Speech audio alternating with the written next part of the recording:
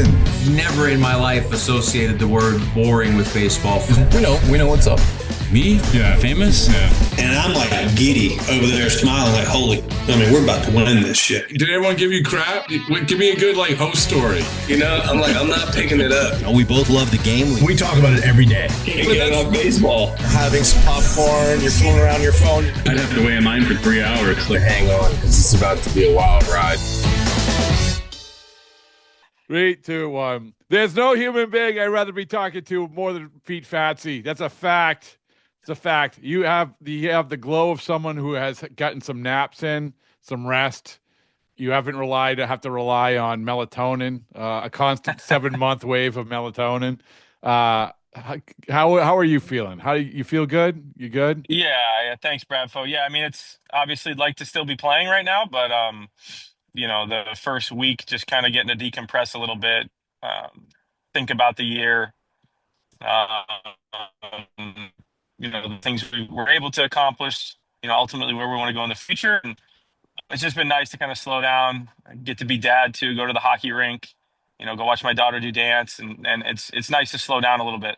Do you watch the games, or are you like, that can go two different ways? You just like, I want to run from baseball for a little bit, or, I was right in the middle of that, so I'm kind of anxious to see what happens. What do you do? Yeah, I mean, I watch a little bit. The reality is a lot of the time, especially when these games are going on, I'm usually bringing my son or daughter somewhere. So a lot of it is me just checking my phone or going back and watching the MLB app. The games that I've been able to sit down and watch at night, I've tried to, but to be honest, this last week I've just spent most of my time with my kids. So, what's it like when that season ends? I remember Tito Francona saying it's just like you fall off a cliff, right? You're going, and I watched you, and you're bobbing and weaving your way from the minute it seems like you get to the park, or it seems like at least when we see you, you're going from this guy to that guy to this or that, and then obviously the game starts and it's a flurry of stuff, and then the game ends and you're doing it all over again, trying to figure it out, and then it just ends, right? What's that dynamic like? Yeah. Well, I mean, yeah, it's wild. You don't realize how tired you are until you have a minute to just kind of collect yourself, and it feels like your mind, your body, like your entire nervous system just shuts down for a few days. And it's like you don't realize the season is so long, it's so grueling. Add the kind of the pressures of playing in October and pushing for a division through September, and kind of just navigating that. You don't realize how exhausted you are because you just keep putting your head down and go. So it's the first couple days really are. It's kind of just trying to get back into a normal routine. I mean, even things like when just obviously exercise is important to me. Trying to get back into a normal routine with my exercise regimen because I'm used to going to the field a certain time, starting my video process a certain time. So it's just kind of getting back into the groove of like everyday life, and it takes a couple days to slow down. Your bench press suffer? No, we're still good there. Ooh. All right. I mean, that's the ultimate test. You have to the minute the season ends, you do max bench press just to make sure that you're still on target. So good for you. Exactly. All right. Okay. Reach full muscle capacity. All you can do is maintain. That's good. All right. So now let's get to the meat and potatoes. Here's a big, broad question. Yep.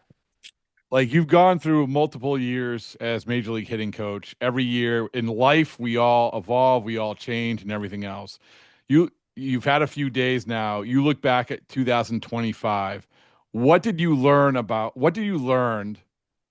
that maybe you didn't know when 2024 ended? I know that's a big question, but I think it's like an interesting one considering how much baseball is changing and particularly how much hitting is changing. Yeah, I guess I would say the thing going, ending 24, going into 25 and throughout the season that I'm most proud of this group for is just the adaptability. I think you see it, from the beginning, stages of the season into obviously Rafi getting traded, Bregman getting hurt, guys going down, and then guys having to come up, the Nick Sogards, the Nate Eatons, right? Early in the season, Connor Wong goes down, Narvi steps up. And I thought our group, from a preparedness standpoint, guys were preparing themselves mentally throughout the year and putting themselves in a position through their work, through their preparation, where that if something like that happens, it's a next man up situation. Um, and I just was really proud at the way the guys pushed through. And thinking about some of the adversity we had this year, that's something you're always prepared to manage and deal with, I think, but you don't know when it's going to show up, how it's going to manifest. So the fact that we were able to put our heads down and work and continue to push, and be a top 10 offense in baseball despite all of the challenges we faced, I was really proud of the group. I think that, again, just to answer your question, I think that's one of those things that you always are preparing yourself to deal with adversity, but you never know when it's going to hit or how it's going to hit. And you just have to kind of navigate those situations as the season goes along. Well, was this the most in that respect? Like you said, okay, so your answer is, the dealing with the adversity, but I think the real answer is dealing with a more unique adversity than you ever thought would come. In other words, there's Yeah. some seasons where you're just like, okay, fellas, like we pretty know what we had. We'll adjust a little bit, but here we go. But as you said, Hmm. you had lineup changes, you had the Devers thing, you had new people, you like all of this. There's probably more adjustments that you've ever had to make. Correct? Am I right? Yeah, I think like there's just a lot of things we had to navigate. And I think that's just a testament too. And you think about when you bring in guys again, you have a Nate Eaton or the Nick Sogards. And, I think when you go into spring training, obviously you're trying to build relationships and learn these guys and they're trying to learn you and understand what you value. Obviously we see guys, and part of our process is trying to maximize everybody's opportunity at the big league level. Development is a huge part of that. I think you go into the season with this roadmap for a player and you try and build trust. And I think the coolest part is when guys get to the big leagues and they're contributing and they're helping us win real major league games. To me, that's when it all kind of comes together. And I think to your point, you know, you never know how it's going to show up, the adversity. But at the end of the day, the fact that these guys are willing to grow and trust us and be a part of this thing, I think it speaks to obviously, the depth that our front office created, but also every one of those guys' willingness to buy in and work extremely hard to help us achieve the goal. Well, I want to get into specifics. So there was a press conference as we taped this yesterday, the Detroit Tigers press conference, and Scott Harris, the Hmm. GM, had this. And I don't know if you saw this, but he basically said, "Listen, we have to make more contact. We have to make more contact." And he said our best month hitting wise was June. We were one of the best offenses in baseball, and that was our best month of making contact. Now, this is a big conversation in baseball, and I've been trying to dig down on playoff teams, and I always like the Blue Jays obviously make more contact than anybody, but all of that. So, but in regards to what you dealt with, I looked at it this way. I thought you guys, and you Hmm. please tell me if I'm full of hooey. Like I don't even know how to spell hooey, but right? But I felt Yeah. like you guys got progressively better at making contact. And I know that Devers thing changes the dynamic. But for me, like people were trying to figure out why you were losing a lot of one-run games. And I'm not saying this was the only reason, but I don't think it helped. And I think you got progressively better at making contact and putting the ball in play as the year went on. And that I think helped with runners in scoring position. That helped with, close games and everything else. But again, that's my 30,000-foot view. You tell me what is your perspective of that? Yeah, I guess zooming out, right, to the first part of what you talked about, I think we're at a point in the game where the stuff, I mean, stuff keeps getting better. Everything's velo driven, shape driven. So, I mean, you have 94 to 96 on a nightly basis going two different directions, plus a secondary, at least one, above average secondary, and an additional, strike steal option like a curveball, and I think the thing that I'm seeing more than ever is the emphasis on precision is probably the best way to put it, right? Like, and that's something we talk a lot about with our guys. Um, I think obviously like the big punch speed is important, but precision, I think if you can maximize precision, you have a chance to hit the ball consistently hard. And one of the things that we did all season long was hit the ball hard. We tried to maximize keeping the ball on a line. help us put in position to keep the line moving, as an offense. And I think that kind of, to your point, manifests itself throughout the season. I mean, we saw the progress or the progressions with runners in scoring position, just the punch outs in general going down throughout the season. But I think that's a testament to the guys buying in and understanding how hard it is to hit in the big leagues.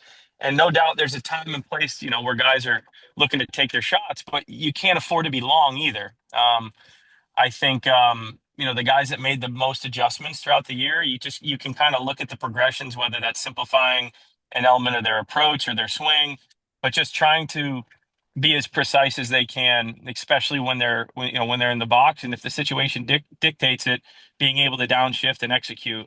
Trevor Story is a great example of that this year. I thought he did a tremendous job with that, especially as he kind of turned the quarter after May. But I think, just to answer your overall question, the game's just it's moving. It's fast. It's faster than it's ever been.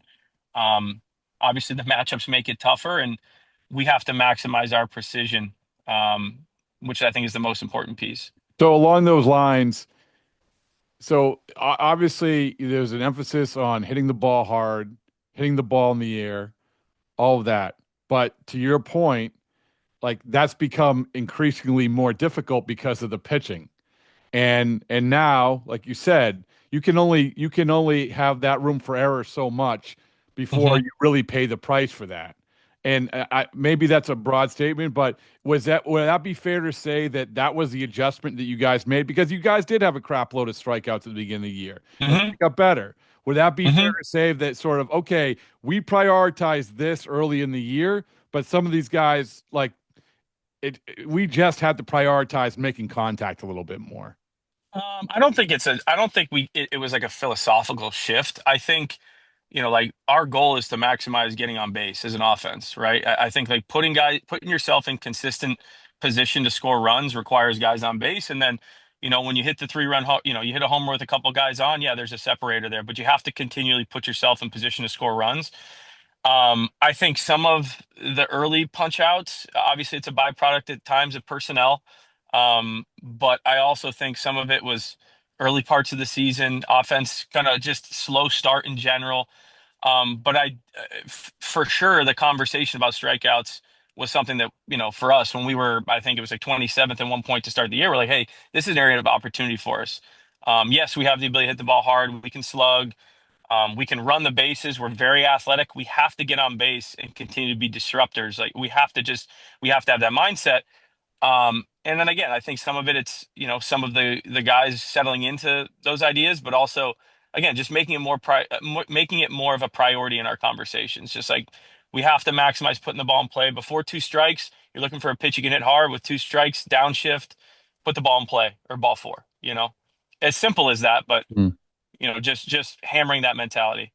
So in that vein, when you look at the postseason or you look at the important games at the end of the year, do you buy into like that? Hey, it is really important to put the ball in play. Like, is when the rubber meets the road in October, this is going to become more important than ever. And obviously, you guys only had a brief run in October, but you maybe Hmm. watching postseason.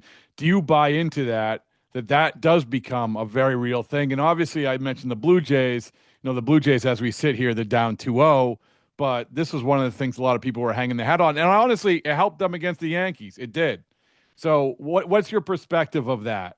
Yeah, I mean, you look at their roster specifically, right? That was a group last year. I mean, they make a ton of contact, right? There's some aggressive guys in that lineup, but they make a ton of contact.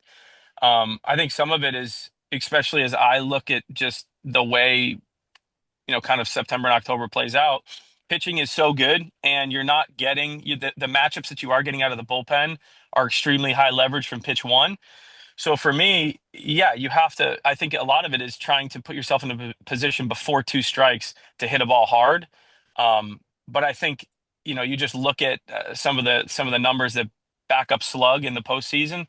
I mean, I just saw the other day, like the winning percentage when a team hits or out homers the other team is like 840, right?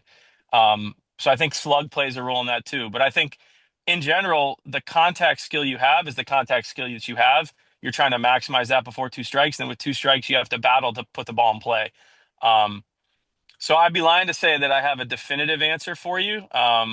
But I think what it comes down to is every team has to understand the type of offense that you have. And you can't necessarily try to be someone that you're not once you get into those moments, because I think that's when you can, when you can, I don't want to say hurt yourself, but like you can start to spiral. So I think you have to understand the type of offense that you are, the game that you play, knowing that anything can happen in a 3-game series, a 5-game series. Um, and it just kind of, makes you double down on the principles that are always important. Before 2 strikes, what are we looking to do? With 2 strikes, what are we looking to do? And then again, valuing the situational approach, when the opportunity presents itself. Did you feel like, you had some guys going through the postseason for the first time? Did you feel like some guys were getting outside themselves? And I know that you're going up against good pitching. Like listen, I mean, Schlittler's dealing. I mean, it's people forget, like, he's really, really good. Yeah.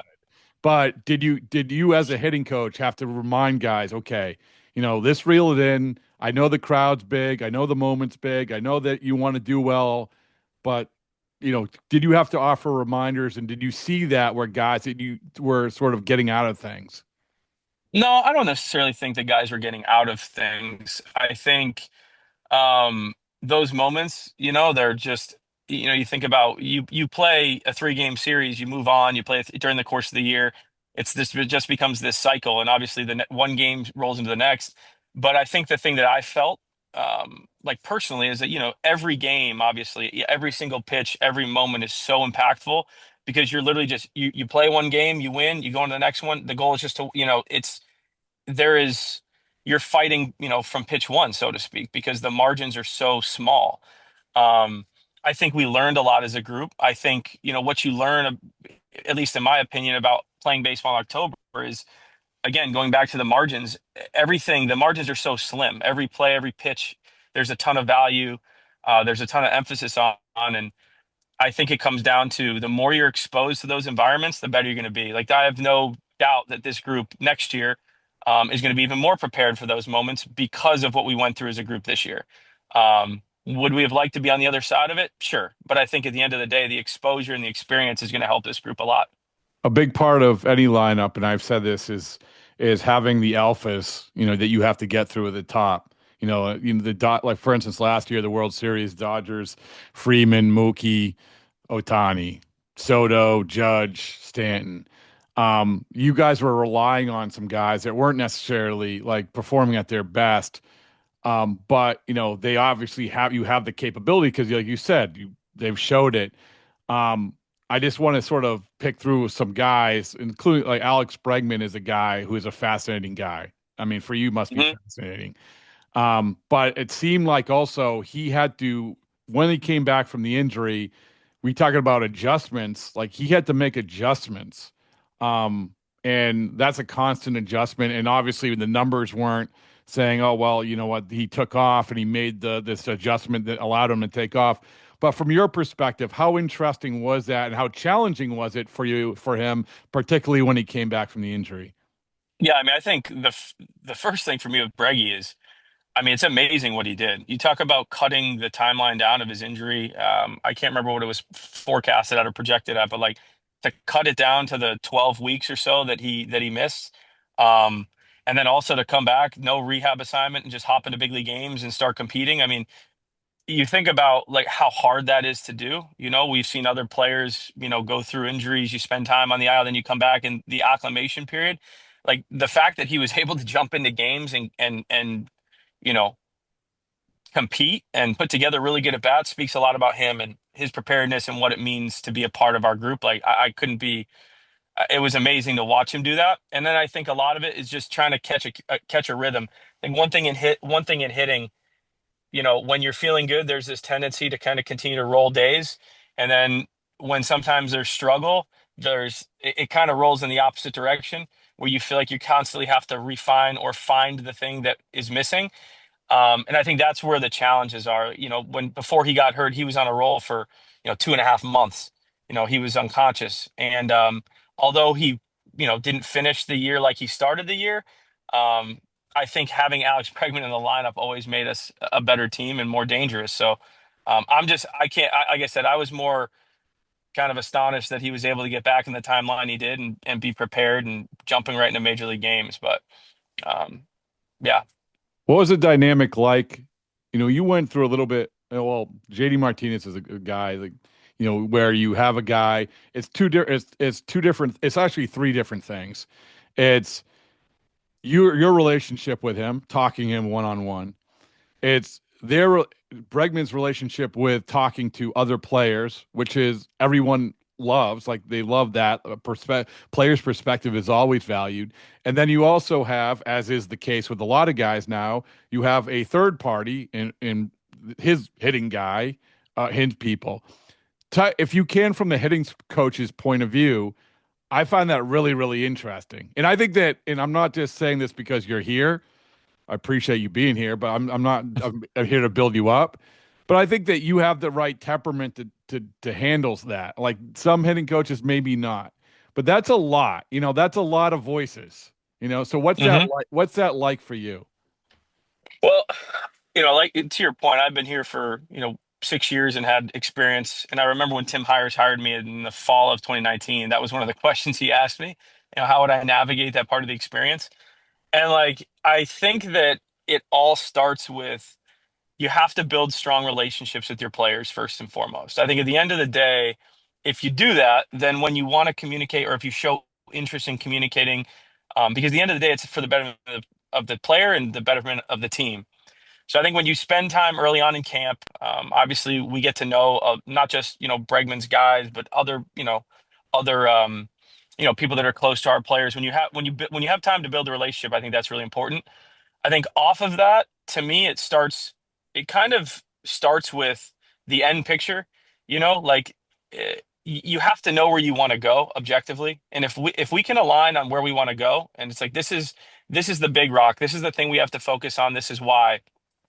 I think the how you get there sometimes takes shape, and I think that's the beauty of our game. You can get input other people see, whether it's a drill, a feel, some sort of different progression in the cage, different cue. Like I think that the best part of our game is that nobody has the right answer. So I think as long as you know objectively where you want to get to, that becomes like your North Star. So all the conversations can be driven to that.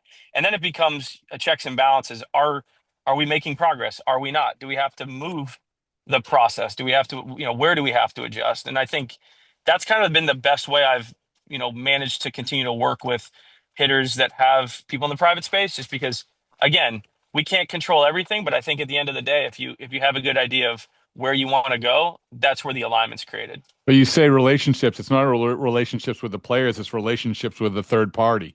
Yeah, yeah, absolutely. Yeah, absolutely. And a lot of times, in the off seasons, when we go and visit different places or different facilities, that's a big part of the relationship building. Like we'll go spend time at a facility, um, not only see the player, but like talk to the people that are around the player and give them, perspective on what we're seeing or where we want to go with the player and what we think the opportunity is for the player. And that's kind of where we forge a lot of those relationships. And I've been fortunate to have some of those for a few years now.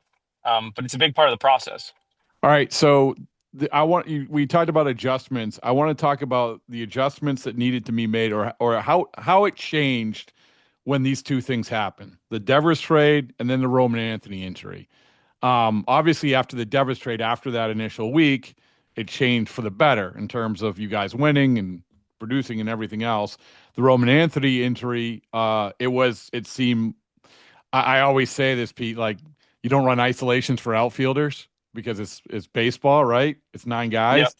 But it Yep. kind of felt like there's certain guys where like you kind of run isolations for them, and Roman was that good, right? So if you could just the first is a Devers thing, how the whole lineup from your perspective changed once like that lineup shift happened. Yeah. I don't, it'd be hard for me to pinpoint like a specific. I think the reality of the situation is being in the middle of the season, right? Like I think guys we were starting to really come together as an offense and an identity, like, um, obviously, like I think, you look at when Sadan kind of started to turn the corner, obviously Trevor, some of that was making adjustments from things that we saw early in the year that we needed to continue to progress, right? So I think the timing of it was good on our end. Like we were prepared to accommodate, Rafi not being there. Um, as far as like, the mentality, like I said before, from an adversity perspective, like you never know when it's going to strike, but you have to be prepared to adjust on the fly. And I think our guys did a great job of continuing to put their heads down and, just try and win ball games and execute. So it'd be hard for me to pinpoint anything other than that there. I think Roman's situation at the end of the year, Roman did a fantastic job. He made a ton of small adjustments over the, like, just little things that I felt like I've seen from guys. It take 200 at bats. This kid would do it in Well, 30 at yeah. bats, So and it not to, was. not to interrupt Go you, ahead. but like Go you're ahead. reminding me of like it was documented. I think Jorge Castillo of ESPN wrote a story on it. I think it was something Yes. Bregman saw, right? I mean, this sort of like dovetails with everything that we're talking about. So Yeah. take me through that, like because that seemed so. What we're talking about is Bregman saw something, Roman changed his stance a little bit, and then he sort of took off. Take me through that. Yeah. So kind of to piggyback off that, right? Like we were. I mean, it's something that we had saw in spring training. Roman had his hands really far out in front of his face. His hands would essentially kind of pull back and get behind him, and we noticed, obviously, from a profile perspective, the kid hits the ball really hard. Um, Obviously, there's an opportunity for him to catch the ball a little bit further out in front, use his pull side gap a little bit more. Like there's opportunities for that, but he hits the ball hard enough to drive the ball to center, left center field. Um, but just kind of looking at the move was a little big. It sometimes would get out of sync. And we kind of just felt like, yeah, we could help. Simplifying this could help his ball flight, but we also feel like it could help him against lefties. Just kind of create some better lines with his upper body, not get as crossed up, so to speak. And yeah, Breggy grabbed him one day in Philly, and I remember I was there early, and all of a sudden he sits down. He's like, "Hey, I've been talking to this about him. Let's go." And he starts ripping through video, talking shop. We went right to the cage and got to work, and which is like a very small but like very consistent Breggy approach, right? Like Breggy is all over everything all the time. I mean, the amount of times I'm in the video room and like moments like that happen where we just are talking about something or somebody or an adjustment or something we're seeing, like that's what makes him great. And that's where his impact on our group's like invaluable to me. But getting back to what I was saying about Roman, like the kid would make adjustments um, that you'd think would take 200, bats, and this kid would do it in 30, 40. Like he would just be able to like apply things fast. So at the end of the year, right, he starts settling into. I mean, he's a very productive part of our lineup, right? I think he was 850 OPS at that point, but he takes his walks situationally. He's going to put the ball in play, hits heaters. So he was he was a big part of our lineup. So I think a lot of it is probably overblown by just the timing, right? Because we're down the stretch. There's 2 weeks left in the season. This guy's playing really well. Um, and I think it's just the circumstances of the time of year. And then, naturally, like, the noise gets a little louder on the outside. And I think it just becomes a thing when the reality is it just was another moment that we had to work to overcome. You know what I mean? Yeah, I will say this is that the dynamic that you had of when you guys put him in the leadoff spot, and then you had obviously Bregman, Duran, who thrived in the number 3 spot for a while, then Story. Like I go back to sort of like these playoff teams that have you had got to get through this portion. Like the Yeah. Mariners. That's what I look at. I'm like, look at the Mariners. Raleigh. Yep. You have Raleigh, you have Rosarena, you have Raleigh, you have Rodriguez, and then you have Polanco. Like that's a tough group to get through. And I felt like that was the dynamic you guys had. Yeah. And that's I guess that's what I'm saying when Yeah. you're bobbing and weaving trying to figure it out after Roman isn't in there what to do. So that's why Yeah. yeah. No, absolutely. But again, and to your point, it's one of those things where, yeah, JD goes back to leadoff spot. We're theoretically right. We're one guy short in that big four that you had mentioned, but again, it just gave opportunities for other guys to kind of step up. And you think about just like Romy's season. Again, Narvi playing through some of the things he had to play through this year. Like everybody finding a way to step up and push. I just it's hard because you're not going to replace Roman necessarily in that moment. It's just the amount. It's the collective group having to raise the floor. Um, and again, we were able to push ourselves through. Obviously, not as far as we'd like, but the boys did a nice job. Jesse, I appreciate your time. A couple more things. Do you feel, and these are very cut and dried answer, I guess. Do you feel like you guys need to hit more home runs? And I know that you deal with what you have, right? Like you said, you can't get outside of what you are, and you just didn't have a lot of home runs. do you feel like you need to hit more home runs? I think there's guys that are going to take there's going to take steps to hitting more homers. I think the reality is like, our job is to hit the ball hard. I mean, we were what, first or second in extra base hits. We hit a ton of doubles. Um, yeah, homers are great. Homers are Homers are great. great. Homers are great. I mean, I Hold think on, we let me write finished. this. Let me write Yeah, that homers down. are great. Yeah, homers are great. I think that might be a T-shirt actually. Well, Homers are great. if we only knew someone who could do it. Good point. Um, we finished middle of the pack with in homers, and yeah, obviously I think for a good portion of the year, like we were still within the top 10, and we didn't. I mean, the last month and a half, we did not hit a bunch of homers, and I think obviously you saw some of the run production as a result. I think homers give you, again, it's the immediate opportunity to put runs on the board, which is always very important. Um, I think again, making sure that we stay true to the offense that we are and not trying to sell out to be something that we aren't, I think is also very important. And I feel like our best opportunity was to always put ourselves in a position to score as many runs as possible. And that's getting on base so that when you do hit a homer or a double, it's 2, 3 runs. But I think there's guys who are going to take steps forward next year, and that total will grow for sure. As I said, one of the things, I genuinely I think that should be appreciated by you is your personality and your ability to sort of listen. I think this is a big part of this. I've said this a million times. Torey Lavello is maybe the best listener and actually listens, asks questions, and for someone in a coaching or manager, that's very important. So there's a lot of people, as we said, with a lot of ideas. A lot of people wanted to do this sort of cut and dry narrative about the drive line thing. Like I feel like for you, what's being introduced, I would imagine since 2019, a different philosophy has been introduced, maybe more than once. And you said, okay, I'm going to take this and I'm going to use this and I'm going to use this and use this. What is right and wrong about the narrative about, oh, they hired half of Driveline and that's the way they're doing things?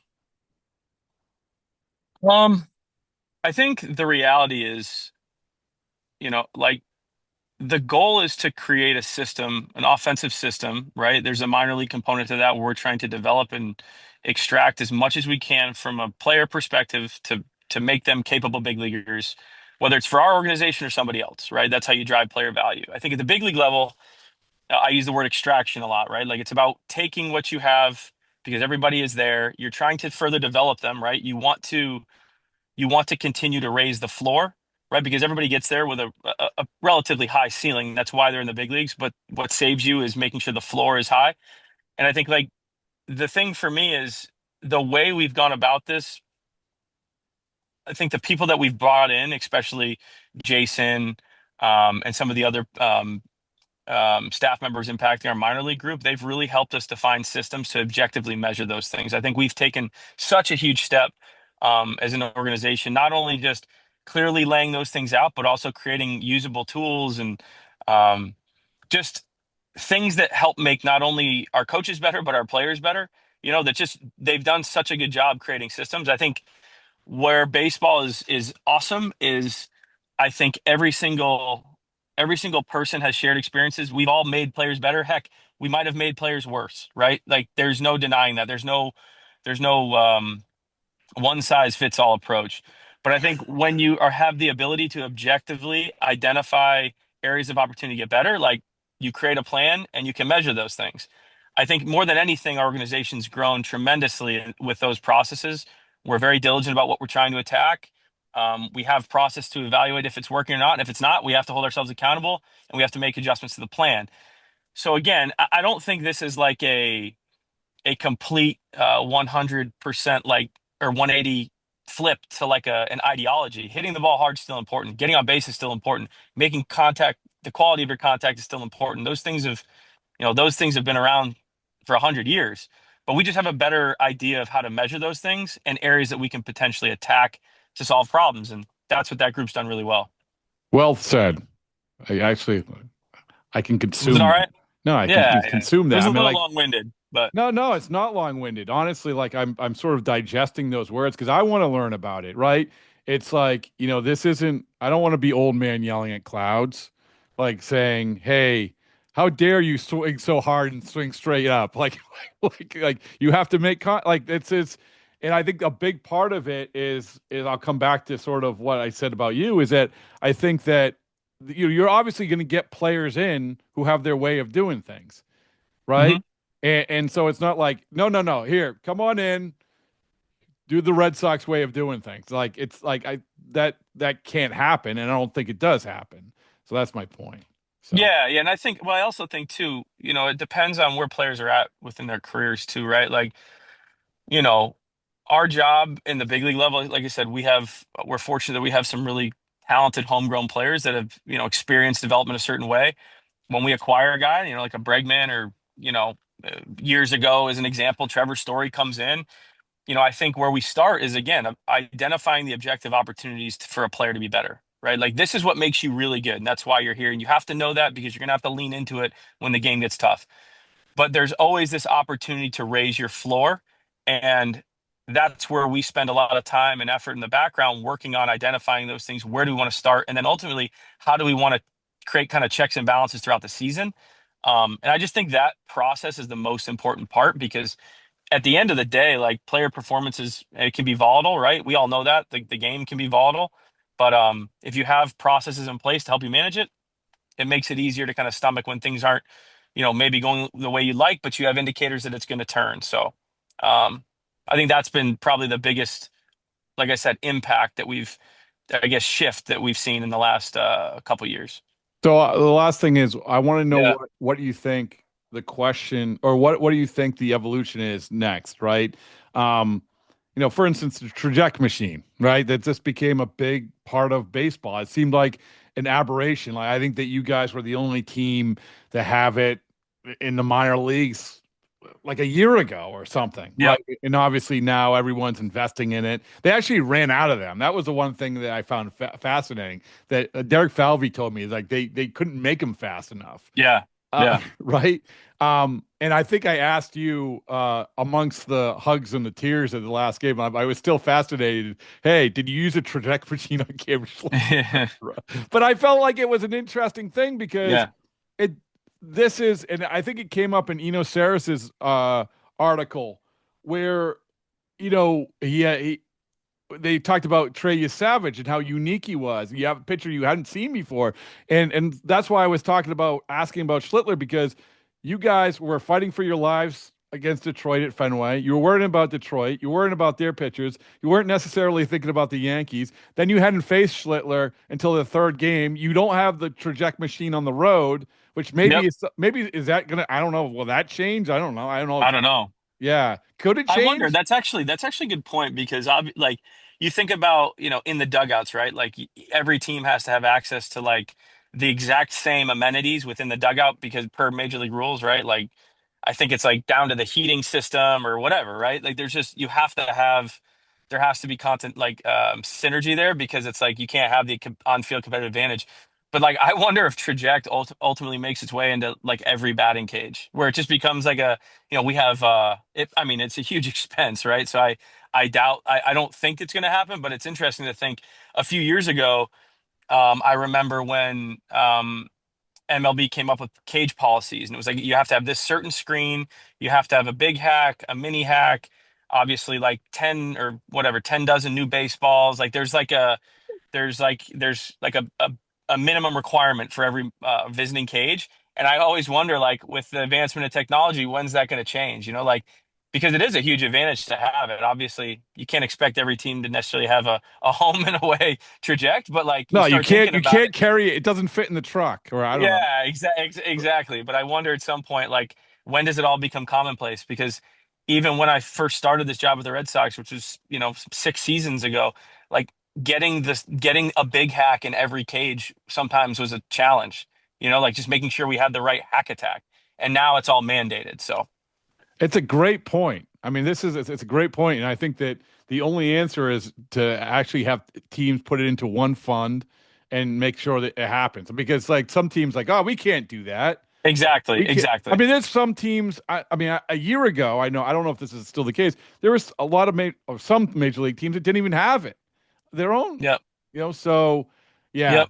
So I mean, I just look at like that when you look at a guy that you hadn't faced like Schlittler, like that was not to say that, hey, listen, give Schlittler credit, but still, like that's a thing. I mean, that's become a thing, right? So anyway, Yep. It's more, and it's the comfortability piece too. Like, just guys getting a chance to get a look, even if it's brief. Like, I think we've worked to build our day around how to best use it, and I think our guys have really gravitated towards it, especially over the last year and a half.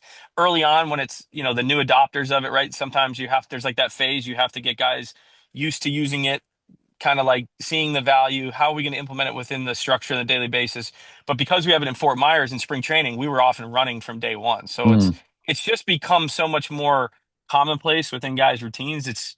It's one of those things that, like, you're just kind of, it's plug and play now, like, and there's still guys that, that don't use it every day. But I think the thing that we've worked with those guys on is how do we create the right amount of, I guess, stress within your preparation, so to make sure, like, all right, if you're not going to hit it today, like, what are you doing? Is it a mixed BP round? Is it we going to do something with the machine where we're making decisions, but like trying to make sure that we have those processes dialed, because the other reality is we don't have it on the road. So you get it half the time at home, and on the road you have to have solutions for that too. who is the pitcher? How to train. Who was the pitcher that jumps to mind and said, "Oh my goodness, I'm so glad we had this machine to simulate him because he's so unique." The guy that just has plagued us for the last few years, that, I mean, Joe Ryan. I like, and it's funny too, because who's he? yeah, yeah, exactly. Well, like, but his tempo down the mound, the handbrake, how late it happens, obviously the vert. Like, I just remember us like grinding on him down there, because we see him in spring training, we've seen him, feels like twice a year, and he always packs our lunch. Like, this guy he's like been our nemesis with the four seam. So, but he's one that stands out. That's a good one, though. I mean, it's like, did it? So is using that as an example, did that, okay, help? Like you said, he's still really good. He did really well against you, but did guys come away and said, all right, I feel a little bit better about facing Joe Yeah, Ryan? yeah. But Yeah. I think, like, yeah, but it's kind of, he's an example, but it's kind of the same. It's kind of the same feeling you get, like, with all those guys get kind of afterwards. I mean, there's some guys that like to rep it out, but a lot of guys just kind of prefer to see the shapes. It's like, I just got to see the breaking ball. I got to see the fastball. And obviously the nuances of it are, you're not getting all of the context cues that you would typically get with, like, the hand and things like that. You see the release, but it's one consistently You looped get the video. extent. I mean, you don't get the extension either. Like that's No, yeah. no, no. But at the end of the day, you think about it, it's like, it's still the best option that you have to prepare against that guy. Like, if you're thinking about, like, the things that you can do so that you feel comfortable going to the box, that is probably it is the most realistic, outside of somebody standing there throwing you a live bullpen. But the other thing is, it's controlled. Like, we can control whatever pitch, the sequence, location. Um, so we can kind of like set it up however we want for the training. Well, listen, you've been very generous with your time. Is your wife still sitting next to you? Yeah, she just got us sandwiches. All right. You can be the first with your wife as a witness. It didn't work out this year, but you can be the first to re-up on the tattoo commitment. Yeah, I didn't forget about that either. Yeah, oh, no, I believe me. I didn't forget about that. No. Listen, Alex, your manager, Alex Cora, has had documented multiple times on multiple platforms. Usually with a big sigh. Yeah, I guess. I have not asked him if he's going to re-up. They like say, if you win the World Series, will you get a baseballs and boring tattoo? So you can be the first.